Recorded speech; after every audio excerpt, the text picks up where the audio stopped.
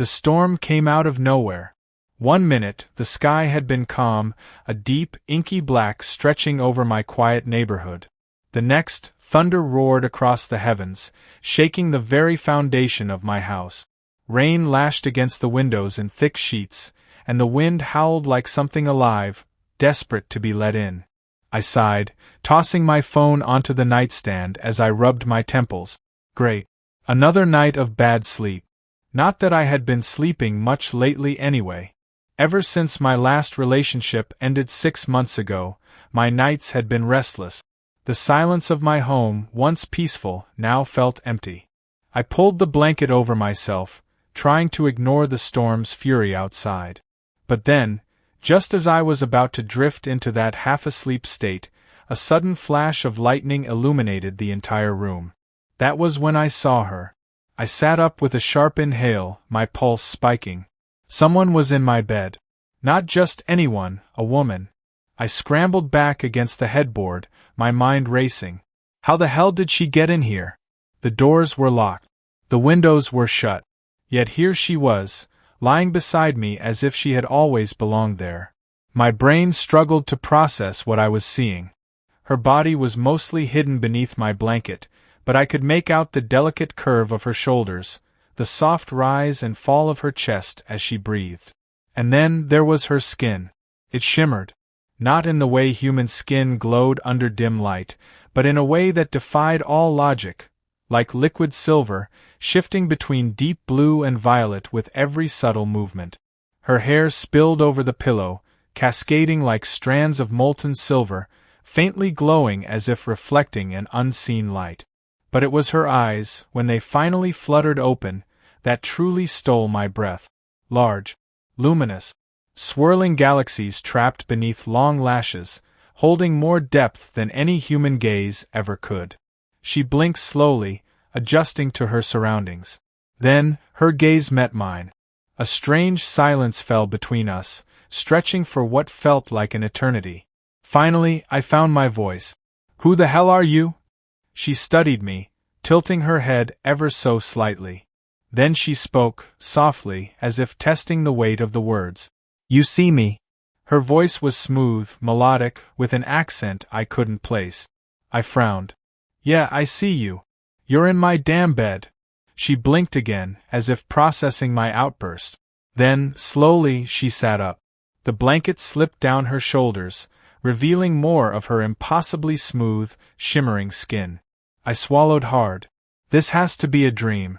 But the weight of her presence, the scent of something faintly floral in the air, the warmth radiating from her body, it was all too real. She exhaled, her gaze never leaving mine. "Good," she murmured. "That means the bond has begun." "Bond?" I stiffened. "What the hell does that mean?" Before she could answer, another flash of lightning tore across the sky, followed by a deafening crack of thunder. She flinched. Her entire body trembled, her hands gripping the sheets in a way that didn't seem calculated, but afraid. I hesitated. Despite the absurdity of the situation, something in me softened. She didn't look like a threat. She looked lost, scared. I took a slow breath, trying to rein in my racing heart.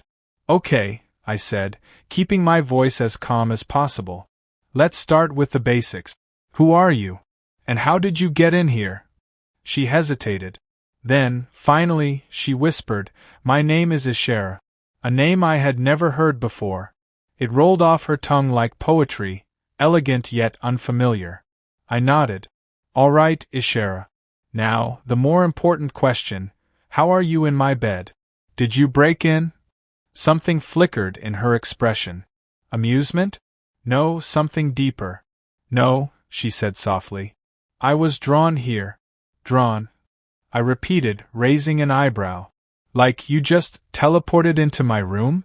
She tilted her head slightly, considering my words. Then, to my absolute shock, she lifted her hand, and the air around us shimmered. A faint blue glow pulsed around her fingers, like electricity humming just beneath the surface of her skin. I stiffened. "What the hell?" She slowly closed her hand, and the glow dissipated as if it had never existed. "I came through the storm," she murmured. I was running, hiding, and then, suddenly, I was here. My mind reeled. This wasn't just some woman breaking into my house. She wasn't even human. I should have been terrified. I should have been throwing the blanket off, grabbing my phone, calling the police, something. But I didn't move. I just stared. There was something in her voice, a sadness, a quiet desperation, that made my chest tighten. I swallowed hard. You were running from what? She hesitated. Then, finally, she whispered, from them? A chill ran down my spine. Who's them? I asked. She clenched the sheets in her fists, staring down at them as if trying to hold herself together. My kind. That wasn't the answer I was expecting. I frowned. Your own people? She nodded slowly. I exhaled. Okay. So, let me get this straight. You're saying you're not human. No. You have powers. A pause. Then, yes. And your own people are hunting you? Her lips pressed together, as if remembering something painful. But she nodded. I ran a hand through my hair, my mind racing. If she was telling the truth, if she was really some kind of alien, then that meant something very big was happening right now. Something I wasn't prepared for. But as insane as it sounded, I believed her. I didn't know why. Maybe it was the glow of her skin, or the way she flinched at the thunder like someone who had spent too long running. Or maybe it was the way she looked at me, like I was the first real thing she had seen in a long time. I took a deep breath. Okay, I said. Let's say I believe you. What do you want from me? Her gaze met mine again. For the first time, I saw something there. Not just fear. Not just sadness. Hope. You were the only place I could go, she murmured. And now that I am here, I do not wish to leave. Something in her voice sent a shiver through me. I wasn't sure what I had just gotten myself into. But deep down, I knew, my life would never be the same. The storm outside had quieted to a soft drizzle, but the chaos inside my mind was just beginning. I sat on the edge of the bed, staring at the strange, beautiful woman who had materialized into my life. Ishara. A name that felt both unfamiliar and strangely significant, as if I had always known it yet had only just learned to say it. She watched me carefully, her iridescent eyes reflecting the dim glow of the bedside lamp. I had never seen eyes like hers before, swirling, endless, like galaxies trapped in glass. I forced myself to focus. Start from the beginning, I said, my voice steadier than I felt. Who are you? What do you mean you were running from your people? Ishara lowered her gaze, as if weighing how much to tell me. Then she exhaled softly. I was created to serve. I frowned. Created? Her fingers traced the blanket absent-mindedly. My kind, we are not born the way humans are. We are engineered. Designed. Every one of us is given a purpose before we take our first breath. A shiver ran down my spine. Engineered? She nodded. We are not individuals. We do not get to choose our paths. We are assigned. Some of us are builders. Some are recorders of history. Some are sent into battle. She hesitated. I was the latter. The weight of her words settled heavily between us. You were a soldier? Ishara's lips pressed together. More than that. I was an enforcer. A hunter. Her gaze met mine. I was the one sent to eliminate those who disobeyed. I exhaled sharply. So she wasn't just running, she had once been the thing people ran from. 100 questions flooded my mind, but I forced myself to ask the most important one. What changed? Her fingers clenched the sheets. I questioned them. Her voice was quiet, but there was an intensity behind it. A buried storm waiting to break free. She lifted her hand, palm up. The air around it shimmered again, that strange blue light swirling in delicate threads around her fingers. They gave me power. Control over energy, over matter itself. But they never gave me the right to think for myself. The glow faded as she closed her fingers into a fist. I started to wonder why. Why some had to die. Why others had to obey. Why we were never allowed to ask what if. I leaned forward, captivated. And they didn't like that. No, a humorless smile touched her lips. When someone like me begins to ask questions, we become dangerous. My throat felt dry. So they tried to kill you? She nodded. I had no choice. I ran. A long silence stretched between us. I should have been afraid. This woman, this alien, had admitted she was once an enforcer, a hunter of her own people. And yet, she wasn't like that now. I could see it in the way she clutched the blanket, the way her breath hitched slightly when she spoke of her past. She wasn't some cold, ruthless killer. She was someone who had broken free. Someone who had chosen to be more than what she was made to be. And that was what made her dangerous. Not to me. To them. I took a slow breath. So, why me? Her glowing gaze locked onto mine. I don't know. I frowned. What do you mean? I mean, she said, shifting slightly, when I fled, I didn't choose this place. I didn't choose you. I was being hunted, chased through dimensions, through storms, through space itself. She hesitated. And yet, when I stepped through, I landed here. A chill ran down my spine. What does that mean? I asked. She shook her head. I don't know. Then, more softly, but it means something. I let out a slow breath, running a hand through my hair. This was insane. Completely, utterly insane. And yet, something deep inside me, something I couldn't explain, told me she was right. I should have felt terrified. I should have been finding a way to get her out of my house, out of my life. Instead, I found myself wanting to keep her safe. And that was just as terrifying. Hours passed in silence. I had brought her a blanket, more out of habit than necessity. I wasn't even sure she got cold. But she accepted it, wrapping it around her shoulders as she sat on the edge of the bed. I sat beside her, staring at the floor. Neither of us spoke. I didn't know what to say. And then, finally, she broke the silence. You are not what I expected, she murmured. I glanced at her. What did you expect? Her eyes studied my face. Fear. Hatred. Violence. A humorless chuckle escaped me. I should be afraid. I probably should have kicked you out by now. She tilted her head, watching me curiously. Then why haven't you? I hesitated. Why hadn't I? I should have been running for the hills. Calling the government. Doing anything other than sitting here in quiet contemplation with an otherworldly fugitive. But I wasn't. Because something about her felt right. I let out a slow breath. I don't know, I admitted. Maybe because I believe you. Maybe because you look like you don't have anywhere else to go. She studied me for a long moment, something shifting in her expression. Then, softly, she said, "Thank you." I swallowed hard. Her voice was different this time. Less guarded. More vulnerable. And damn it, I felt something stir in my chest. I had only just met her. I had every reason to keep my distance. But in that moment, all I wanted to do was pull her closer. The moment that changed everything. The storm had mostly passed, leaving only the occasional rumble of thunder in the distance. I stood, stretching. I should get some sleep.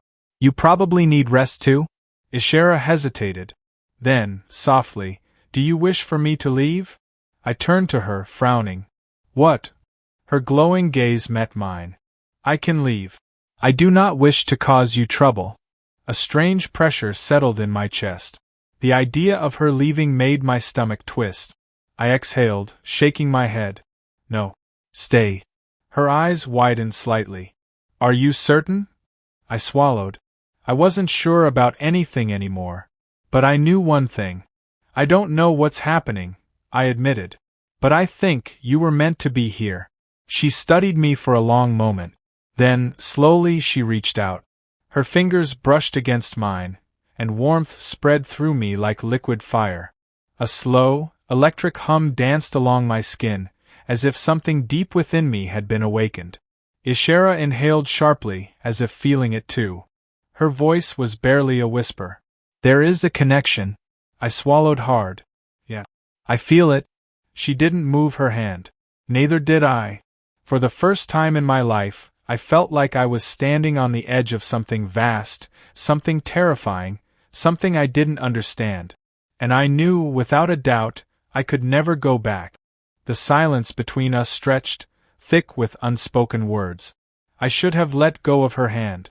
I should have stepped back, put some distance between us, anything to stop the heat creeping up my spine. But I didn't. Neither did she. Ishira's fingers were soft, warmer than I expected. But it wasn't just warmth, it was something deeper, something alive. A current hummed between us, a pulse of energy I didn't understand. It was subtle, but undeniable. Her eyes flickered, swirling with violet and blue as she studied me. "This isn't normal," she murmured. I exhaled a quiet laugh, though my voice came out rough. "Yeah, no kidding." She tilted her head slightly. "I mean this," she said, her fingers still touching mine. "This reaction. This pull." I swallowed. So she felt it too. I wanted to ask what it meant, but something in her expression told me she wasn't sure either. And that scared me more than anything.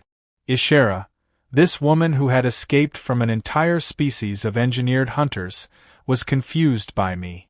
She finally let go, and the absence of her touch left an ache I didn't want to acknowledge. She shifted, drawing the blanket tighter around her shoulders. "I should not have come here." My stomach twisted. "Why not?" Her gaze dropped to the bed, her silver hair falling around her face. "Because if they find me, they will find you." The weight of those words settled heavily in my chest. I already knew what she meant. If she had escaped them, they would hunt her down. And if I was in the way, they wouldn't hesitate. I should have been afraid. Maybe I was. But not enough to tell her to leave. I ran a hand through my hair, exhaling sharply. "I don't care." She looked up, surprised. "You don't even know me." I held her gaze. "Maybe not. But you don't deserve to be hunted." Something flickered in her expression, something soft and unreadable. "You are strange," she whispered. I smirked. "So I've been told." Her lips parted slightly, and for a second I thought she might smile. But the moment passed, and her gaze drifted toward the window. The rain had slowed to a soft drizzle, but the wind still howled through the trees outside. "I don't want to put you in danger," she said quietly. I shrugged. "Too late." She let out a soft breath. "I should leave before it's worse." But she didn't move. Neither did I. The thought of her walking out that door sent an unexpected pang through my chest. I barely knew her. And yet the idea of losing her felt wrong. I sighed. "Do you even have somewhere to go?" She hesitated. "No." That was all I needed to hear. "Then stay," I said firmly. "At least until we figure this out." She stared at me for a long moment, as if trying to decide if I was a fool or something else entirely. Finally, she nodded. "All right," she murmured. "I'll stay." Something in me settled at those words. But deep down I knew this was only the beginning. The air between us crackled with something unspoken. Neither of us moved, but I could feel it, the weight of everything unsaid. Ishira had agreed to stay, but I could tell she was still on edge. Her body was tense, her gaze shifting toward the window as if she expected someone, or something, to come crashing through at any moment. I should have been just as cautious. A woman, an alien, had literally appeared in my bed during a storm, telling me she was on the run from beings who could bend reality itself. And yet, all I could think about was her. The way her silver hair caught the dim light. The way her voice, soft yet unyielding, made something in my chest tighten. The way her presence, despite the chaos, felt like it belonged here. I cleared my throat, forcing my mind back to reality. "So, what happens now?" She hesitated. "I don't know." Her honesty made my stomach twist. She wasn't pretending to have all the answers. She wasn't trying to reassure me with empty words. She was just as lost as I was. And somehow, that made me want to protect her even more. Before I could say anything, the air shifted. The hairs on my arms stood on end. The room, the very space around us, felt like it was holding its breath. Ishira tensed. "No." The word was barely a whisper, but the fear in her voice sent ice through my veins. Then a sound. Low. Vibrating. like something pressing against reality, trying to break through. Ishara moved. Faster than I could react, she grabbed my wrist and pulled me to the floor. "Get down," she whispered urgently. The air shimmered. And suddenly, they were here. 3 figures materialized in the middle of the room, their forms twisting and flickering as if they weren't entirely solid. Tall, cloaked in shadows. Their faces were hidden, but their presence was suffocating. I felt it instantly, a pressure in my skull, a weight in my chest. They weren't just standing there. They were inside my mind. A voice, not spoken but felt, pressed against my thoughts. "Return what belongs to us." My breath caught. I knew who they meant. Beside me, Ishara's fingers dug into the floor. I could see the glow of her energy pulsing at her fingertip. But she didn't attack. Not yet. One of the figures stepped forward. The space around them distorted, as if reality itself bent to their presence. "She is property." The words slammed into my skull like a hammer. I clenched my jaw. "Property?"